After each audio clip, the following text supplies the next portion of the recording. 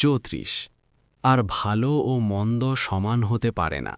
মন্দকে প্রতিহত করো তা দ্বারা যা উৎকৃষ্টতর, ফলে তোমার ও যার মধ্যে শত্রুতা রয়েছে সে যেন হয়ে যাবে তোমার অন্তরঙ্গ বন্ধু। 35 আর এটি তারাই প্রাপ্ত হবে যারা ধৈর্য ধারণ করবে, আর এর অধিকারী কেবল তারাই হয় যারা মহাভাগ্যবান।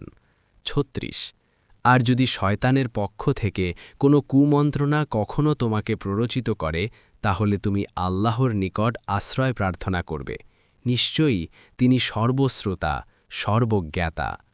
37 আর তার নিদর্শনসমূহের মধ্যে রয়েছে রাত ও দিন, সূর্য ও চাঁদ। তোমরা না সূর্যকে সিজদা করবে না চাঁদকে, আর তোমরা আল্লাহকে সিজদা করো যিনি এগুলো সৃষ্টি করেছেন, যদি তোমরা কেবলমাত্র তাঁরই ইবাদাত করো। 38 অতঃপর যদি এরা অহংকার করেও, তবে যারা তোমার রবের নিকটে রয়েছে তারা দিন রাত তাঁরই তাসবিহ পাঠ করছে এবং তারা ক্লান্তি বোধ করে না। 39 তার আরেকটি নিদর্শন হল এই যে তুমি জমিনকে দেখতে পাও শুষ্ক অনুর্বর, অতঃপর যখন আমি তার উপর পানি বর্ষণ করি তখন তা আন্দোলিত ও স্ফীত হয়।